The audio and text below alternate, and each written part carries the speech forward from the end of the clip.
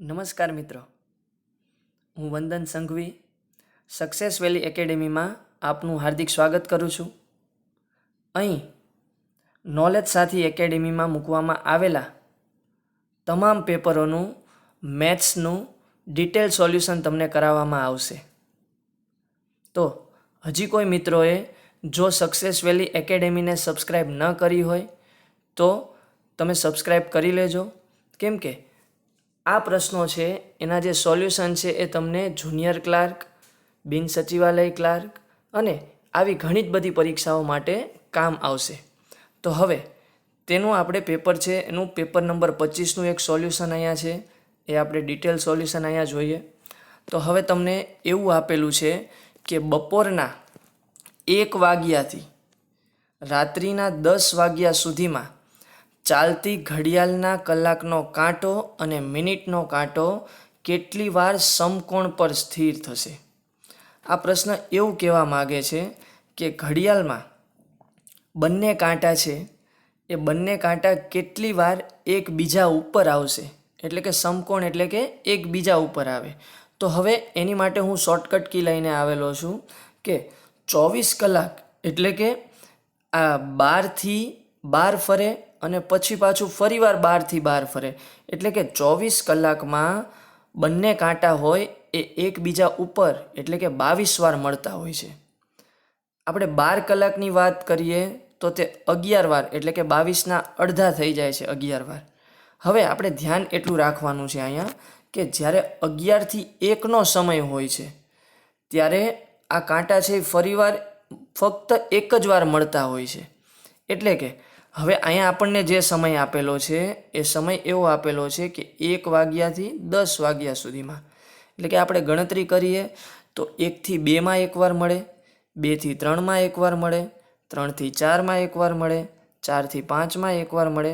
તો આ રીતે આપણે જોવા જઈએ તો બપોરના 1 વાગ્યાથી રાત્રિના 10 વાગ્યા સુધીમાં એ 9 વાર કાંટા છે એ એકબીજા ઉપર આવે એટલે કે સમકોણ બને છે.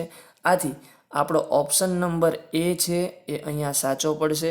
ઓકે, ત્યાંથી આગળના પ્રશ્નની વાત કરીએ તો એવો પ્રશ્ન આપેલો છે કે કોઈ એક સંખ્યામાં 50 ઉમેરતા મળતી સંખ્યા તે સંખ્યાના 7 ગણા કરતાં 7 ઓછી છે, તો તે સંખ્યા શોધો. હવે જ્યારે પણ આવો પ્રશ્ન આવે ત્યારે આપણને સંખ્યાની ખબર નથી હોતી, તો એ સંખ્યાને આપણે એક્સ ધારી લેશું.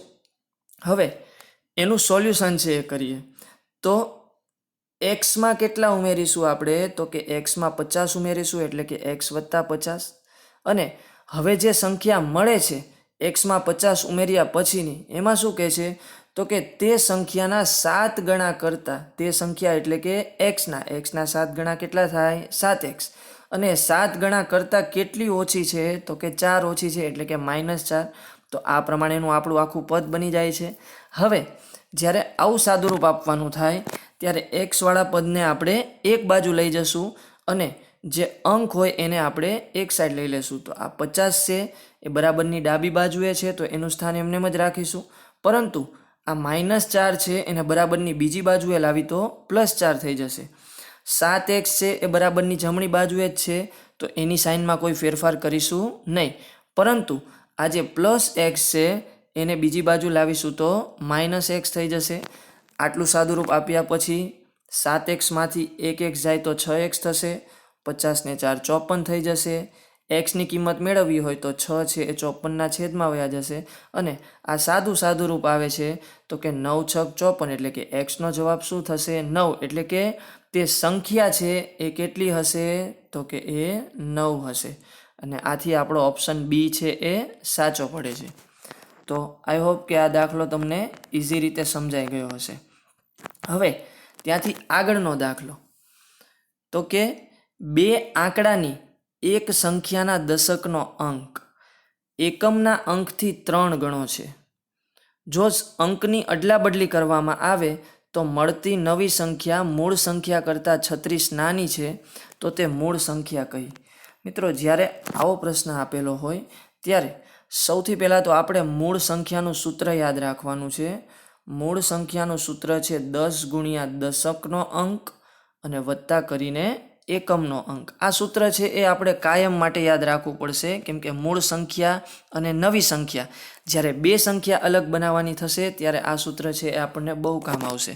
હવે અહીંયા એક એવું આપેલું છે કે દશકનો અંક છે એ એકમના અંકથી, દશકનો અંક છે એ એકમના અંકથી કેટલો અથવા તો 3 ગણો છે. એટલે કે જે એકમનો અંક અહીંયા આપણે મૂકીએ તો ધારો કે એકમનો અંક x મૂકીએ તો દશકનો અંક તેનાથી 3 ગણો એટલે કે 3x મૂકવું પડશે. હવે એનું સાદુરૂપ આપીએ તો 10 તરી 30x, એમાં x ઉમેરીએ તો 31x થશે. એટલે કે મૂળ સંખ્યા છે એ આપણી કઈ થઈ ગઈ તો કે 31x થશે. હવે નવી સંખ્યાની વાત કરવામાં આવે છે તો નવી સંખ્યામાં શું કહેવામાં આવેલું છે કે જો અંકોની અદલા બદલી કરવામાં આવે.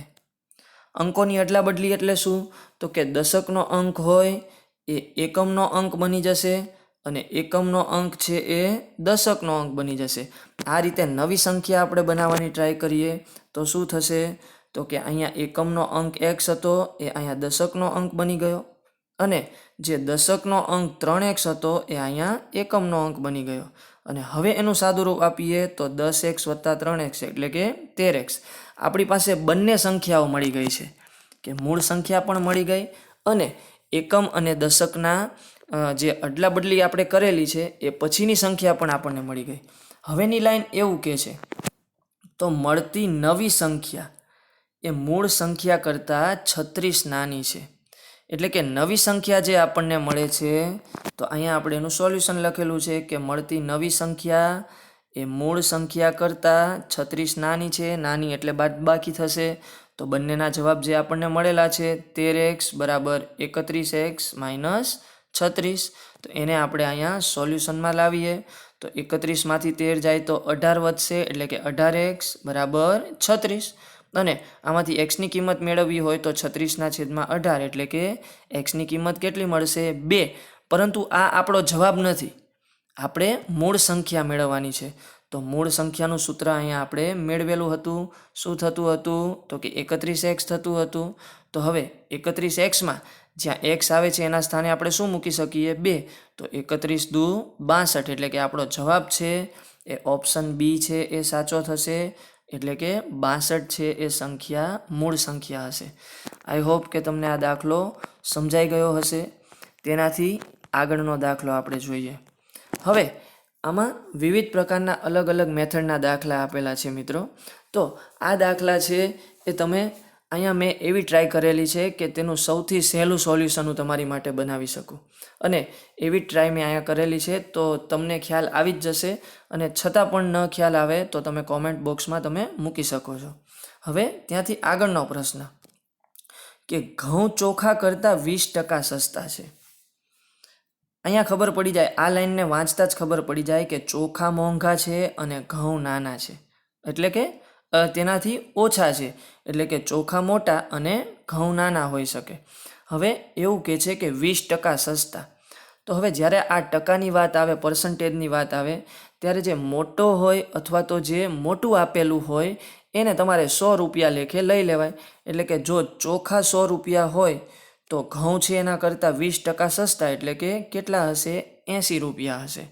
તો હવે એના પછીની લાઈન આપણને આપે છે તો ચોખા ઘઉં કરતાં કેટલા મોંઘા છે. હવે સમજો કે જે વસ્તુ પૂછેલી છે આપણને એવું કહે છે કે ચોખા કેટલા મોંઘા છે તો એને હંમેશા જમણી બાજુ રાખો. જે વસ્તુ આપણને આપેલી જ છે એને આપણે ડાબી બાજુ રાખો. તો અહીંયા આપણે લઈ લઈએ કે ઘઉં રૂપિયામાં અને ચોખા છે એ કેટલા મોંઘા છે. તો હવે અહીંયા ઘઉંની કિંમત આપેલી છે કે ઘઉં જ્યારે 80 રૂપિયાના હોય ત્યારે ચોખા છે એ કેટલા મોંઘા થાય છે તો કે ચોખા છે એ 20 રૂપિયા મોંઘા હોય છે. એટલે જ અહીંયા 100 જવાબ આવે ને 20 મોંઘા હોય એટલે. તો કે ઘઉં 80 રૂપિયા હોય ત્યારે ચોખા કેટલા મોંઘા થાય છે તો કે 20 મોંઘા હોય છે. તો 100 રૂપિયે કેટલા થશે મોંઘા તો એનું સાદુરૂપ આપીએ એટલે આ બંને આંકડાનો ગુણાકાર થાય અને 80 છે એ છેદમાં આવી જાય અને એ સાદુરૂપ આપણે આપીએ તો એનો જવાબ છે એ કેટલો આવશે આપણો 25 આવશે. એટલે કે 25% છે એ ચોખા મોંઘા છે અને અહીંયા આપણો ઓપ્શન એ છે એ સાચો પડશે. તેના પછીનો દાખલો દાખલા નંબર 87. તો હવે એમાં એવું આપેલું છે કે એક વિદ્યાર્થીને પરીક્ષામાં પાસ થવા માટે 40% ગુણ મેળવવાના છે. તેને 45 ગુણ મળી જાય છે, પણ 45 ગુણ મળવા છતાં પણ એ 15 ગુણથી નાપાસ થાય છે. તો આ પરીક્ષામાં અધિકતમ ગુણ એટલે કે આ પરીક્ષાના કુલ ગુણ કેટલા હશે? હવે જો અહીંયા સિમ્પલ રીતે આપણે દર્શાવેલું છે કે 45 ગુણ એને મળે છે અને છતાં પણ એ 15 ગુણથી નાપાસ થાય, એટલે એનો મિનિંગ એવો થયો કે પાસ થવા માટે જરૂરી ગુણ કેટલા થઈ જાય? તો કે 45માં 15 ઉમેરો, એટલે કે પાસ થવા માટે તમારે 60 ગુણ હોવા જોઈએ. હવે ધારો કે ગુણ છે અધિકતમ ગુણ એટલે કે કુલ ગુણ છે એ કેટલા છે? x છે. તો અહીં તમને આપેલું છે કે પાસ થવા માટેના 40% ગુણ મેળવવાના છે. તો પાસ થવાના 40 ગુણ એટલે કે xના 40% અને પાસ થવા માટે જરૂરી ગુણ કેટલા છે? 60. તો xના 40% એ 60 થશે. ઓકે, હવે અહીંયા જ્યાં x આપેલું છે ત્યાં x ના આપેલું હોય ત્યાં ગુણાકારની સાઇન કરવાની છે. 40ના 40 એમને, અને જ્યાં ટકા આવે છે ત્યાં તમારે 1/100 મૂકવાનું છે. એટલે આ સ્ટેપ છે એ તમારું બની જશે. હવે x મેળવવાનો હોય તો એને ખાલી ડાબી બાજુ રાખો. તો આ 100 છે એ ક્યાં વયા જશે? અંશમાં વયા જશે. અને આ 40 છે એ ક્યાં આવી જશે? તો કે છેદમાં આવી જશે. અને પછી આનું સિમ્પલ સાદું રૂપ આપવામાં આવે તો એનો જવાબ છે કેટલો આવે છે? તો કે 150 આવે છે.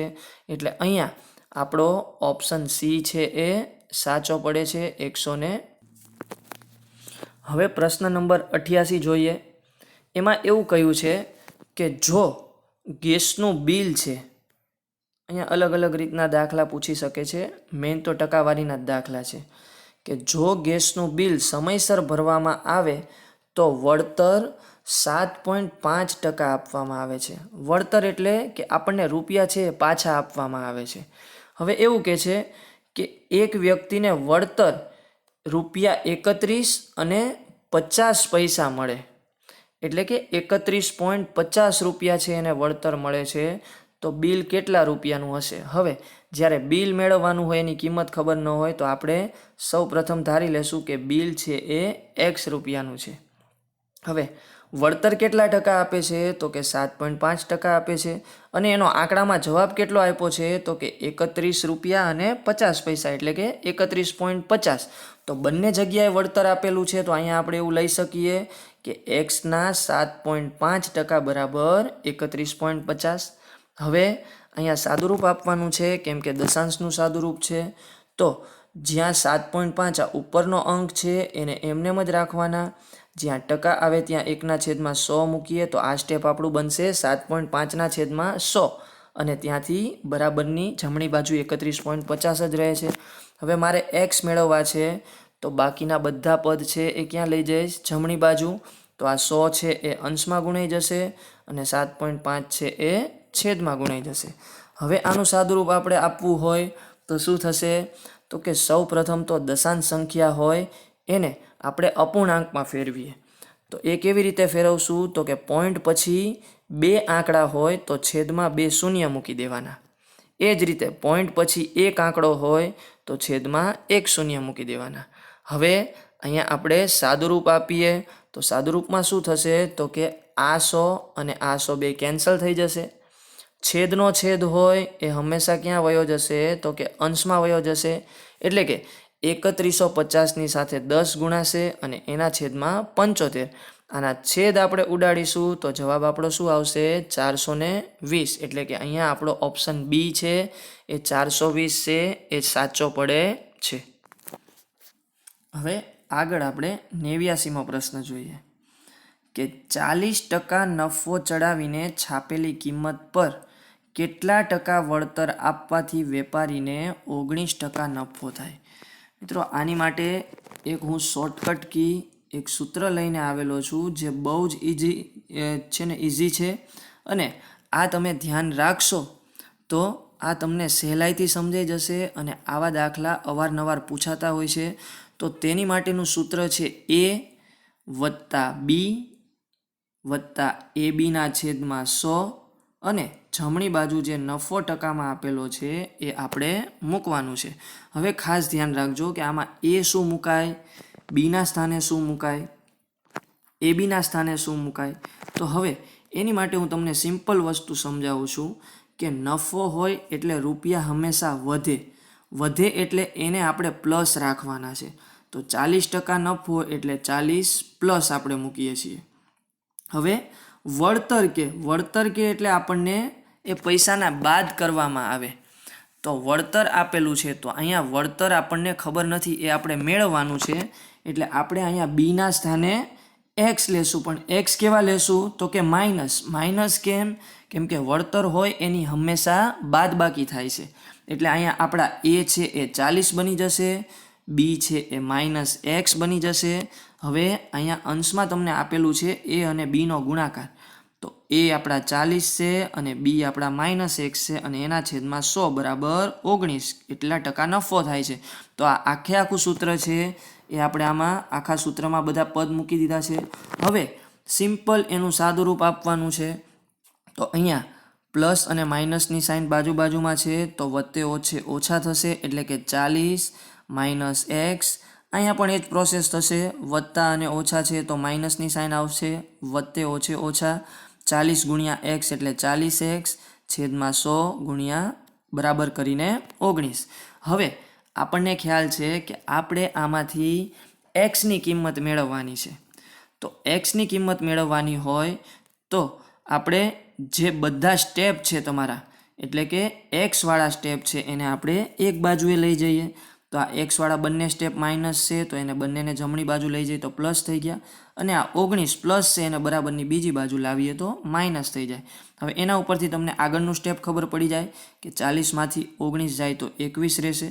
અહીંયા ક્રોસમાં ગુણાકાર કરી તો આ 100નો x સાથેનો ગુણાકાર 100x થઈ જાય, 40નો x સાથેનો ગુણાકાર 40x થશે અને છેદમાં આ બંને છેદનો ગુણાકાર કરી શકાય એટલે કે છેદમાં 100 એકા 100 થઈ જશે. તો આ સ્ટેપ તમને ખ્યાલ આવી જશે. હવે બરાબરમાં આવા સ્ટેપ આપેલા હોય તો આ 100 છે એ ડાયરેક્ટ 21 સાથે ગુણી શકાય એટલે અહીંયા 2100 આવી જશે. 100x વત્તા 40x એટલે કે 140x થઈ જશે. અને મારે x ગોતવો હોય તો 2100ના છેદમાં 140 આવી જશે. અને તમે એના સિમ્પલ સ્ટેપ ઉડાડશો એટલે xનો જવાબ કેટલો આવશે 15.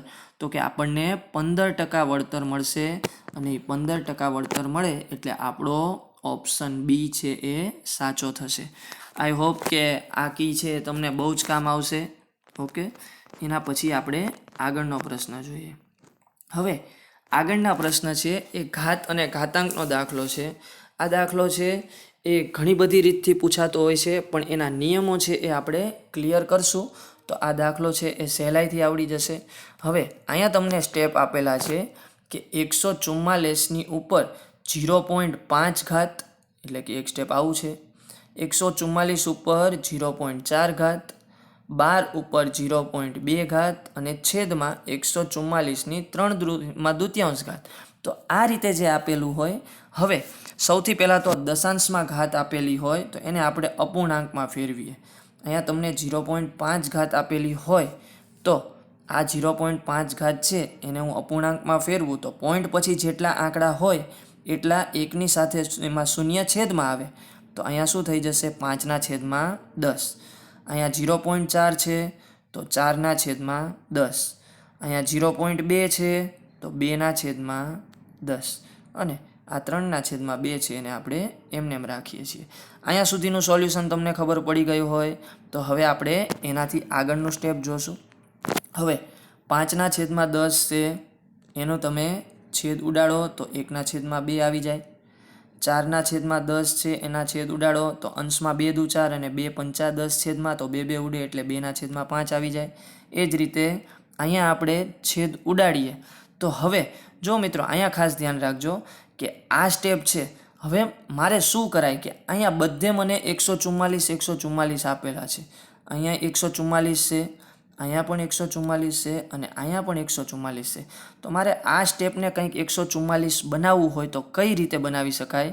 તો હવે ખાસ ધ્યાન રાખજો કે અહીંયા આ જે તમને ઉપર 12ની ઉપર જે આપેલો છે એ તમારો વર્ગ બની જાય છે. એટલે કે અંશમાં જે ઘાતમાં અંશ આપેલો હોય એ તમે એને વર્ગ બનાવી શકો છો. એટલે કે 12ની 2 ઘાત કરીએ તો શું થશે? એનો જવાબ છે એ કેટલો આવી જાય? તો કે 144 આવી જાય. અને જે છેદની ઘાત છે એટલે કે ઘાતનો જે છેદ છે એ તો આપણે એમનેમ જ રાખશું. એટલે આ 12ની 2/10 ઘાત હતી એના બદલે હવે શું કર્યું આપણે? તો કે આ 12 અને 2નો આપણે વર્ગ કરી નાખ્યો. એટલે કે 12નો વર્ગ 144. હવે અંશમાં કંઈ ન રહે એટલે 1 અને છેદમાં 10. તો આ રીતે એનું સાદુરૂપ છે એ આપણે સોલ્વ કરી શકીએ. હવે અહીંયા શું થશે? તો કે 144ની 1/2 ઘાત. 1/2 ઘાત એટલે એનું વર્ગમૂળ કહેવાય. તો 144નું વર્ગમૂળ કેટલું થશે? તો કે 144નું વર્ગમૂળ 12 થશે. આને હજી આપણે એમનેમ રાખીએ. અહીંયા છેદમાં 144ની 3/2 ઘાત છે. તો હવે મિત્રો એને શું કરાય આપણે? તો કે મારે જે છેદની ઘાત છે, ખાસ ધ્યાન રાખજો, આ જે ઘાતનો છેદ હોય એટલો જ હું અહીંયા આ સ્ટેપનો વર્ગ બનાવી નાખું તો એ બેને હું સામાસામી ઉડાડી શકું છું. એટલે અહીંયા મેં શું કર્યું? તો કે 144ના સ્થાને મેં 12નો વર્ગ બનાવ્યો અને 3/2 ઘાત એમનેમ છે. તો આ વર્ગની ઘાત હોય અને આ છેદની ઘાત હોય એ બંને ઉડી જાય. તો હવે શું થઈ જશે? એ સ્ટેપ છે એ તમારું સ્ટેપ થઈ જશે 12નો ઘન થઈ જશે છેદમાં. હવે અંશમાં આ 12 એમનેમ જ રહ્યા. હવે અહીંયા આપણે ઘાતાંકના આપણે નિયમો લગાડીએ.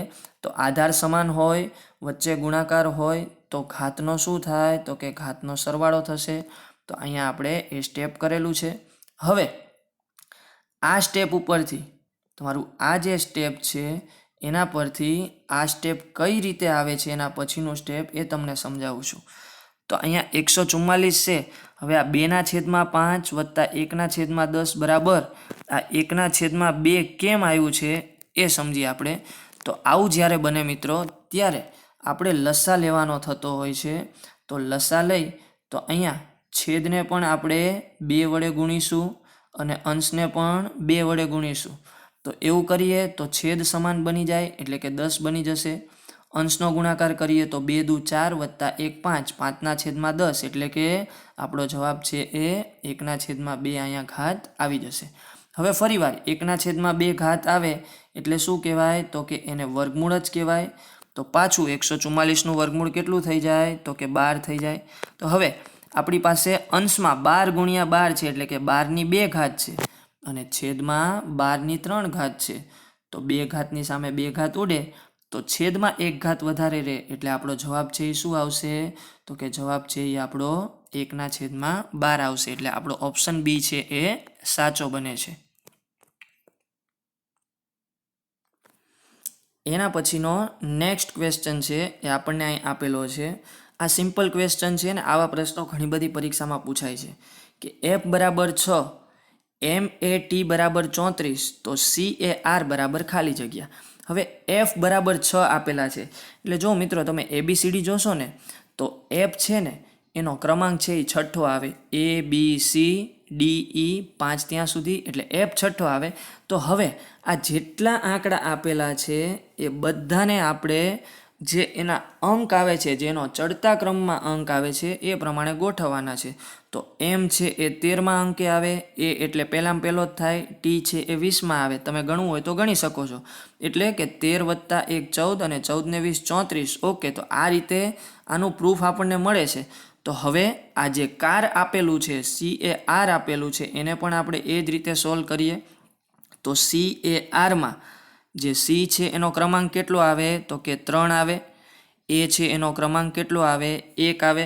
હવે જો Tનો ક્રમાંક અહીંયા 20 આવતો હોય તો Rનો ક્રમાંક છે એનાથી 2 આગળનો ક્રમાંક આવે એટલે કે 18 ક્રમાંક આવશે. હવે એ ત્રણેયનો ટોટલ કરી લઈએ આપણે તો અહીંયા શું થશે? તો કે આ 3 + 1 + 18, 3 ને 1 4, 4 ને 18 22 એટલે કે આપણો ઓપ્શન બી છે એ સાચો પડે છે. આ દાખલો છે એકદમ સિમ્પલ છે, તમને ખ્યાલ આવી ગયો હશે. એના પછી આગળનો દાખલો 92મો દાખલો. હવે અહીંયા તમને એવું આપેલું છે કે 27/125 અને બીજું આપેલું છે 64 ખાલી જગ્યા. આવું જ્યારે આપેલું હોય ત્યારે આપણે જેમવાળા સ્ટેપને છેદમાં મૂકવાના હોય છે. તો હું અહીંયા પહેલું સ્ટેપ છે એને મૂકી દઈશ છેદમાં, તો કે 27ના છેદમાં 125 થઈ જશે. અને બીજું સ્ટેપ છે એને મૂકીશ તો શું થઈ જશે? 64ના છેદમાં x. હવે હું અહીંયા શું કરી શકું? તો કે આ ક્રોસમાં આંકડા છે બેની અદલા બદલી કરી શકું. તો મેં 64 છે એ અહીંયા લઈ લીધા અને 125 છે એ ઉપર લઈ લીધા. હવે હું દરેક પદના, મને ખ્યાલ આવે છે કે આ બધા પદ છે એ પૂર્ણ ઘન છે. તો હું 27ના સ્થાને શું લખી શકું? તો કે 27ના સ્થાને 3નો ઘન લખી શકું, 64ના સ્થાને 4નો ઘન લખી શકું, 125ના સ્થાને 5નો ઘન લખી શકું. તો હવે મારે છેલ્લું સ્ટેપ જે આ x મેળવવાનું છે એ ખબર પડી જાય કે અંશમાં અહીંયા 3 હોય તો 4 આવે છે. તો અહીં 5 હોય તો શું આવવું જોઈએ? 6. અને 6નો ઘન કેટલો થાય? 216. એટલે કે આપણો ઓપ્શન સી છે એ જવાબ સાચો પડે છે. હવે એનાથી આગળનો લાસ્ટ ક્વેશ્ચન. આ લાસ્ટ ક્વેશ્ચન પણ સાવ સિમ્પલ છે. એવું આપેલું છે કે 36 × 256 બરાબર 48 × ખાલી જગ્યા. મિત્રો એક વસ્તુ ધ્યાન રાખજો કે જ્યારે આવો પ્રશ્ન આવે જ્યાં તમને ખાલી જગ્યા બતાતી હોય ત્યાં તમારે x મૂકી દેવાનો. આ સિમ્પલમાં સિમ્પલ મેથડ છે. હવે મારે xની કિંમત મેળવવાની છે. તો xની કિંમત જ્યારે મેળવવી હોય ત્યારે હું શું કરીશ? તો કે xની સાથે જે ગુણાકારમાં પદ છે એને હું ક્યાં લઈ જઈશ? તો કે છેદમાં લઈ જઈશ. હવે આનું તમારે સિમ્પલ સાદુરૂપ આપો. તો અહીંયા 36 છે એના મેં નાના ભાગ પાડેલા છે 6 × 6, 256ના નાના ભાગ પાડેલા છે 16 × 16, અને 48ના નાના ભાગ પાડેલા છે મેં 16 તરી 48. તો અહીંયા તમે આ 16 ને કટ કરી શકો છો. તો આ 16 અને આ 16 ઉડી ગયા. અહીંયા હું કરી શકું છું 3 દુ 6. તો હવે 6 દુ 12 અને 12ને આપણે 16 વડે ગુણીએ તો આપણો જવાબ છે એ કેટલો આવે છે? 192. એટલે કે ઓપ્શન એ છે એ અહીંયા આપણો સાચો પડે છે. મિત્રો આ પ્રશ્નપત્રનું ડિટેલ સોલ્યુશન જે હતું એ તમને સ્પષ્ટપણે સમજાઈ ગયું હશે. જો તમને આ વિડીયો ગમ્યો હોય અને તમને આમાંથી શીખવા મળેલું હોય તો આ વિડીયોને લાઈક અને શેર કરજો, અને ખાસ કરીને સબસ્ક્રાઈબ કરવાનું ભૂલશો નહીં, જેથી તમને જે નવા વિડીયો અમારા આવે એ તમને અવશ્ય મળી રહે. Thank you so much.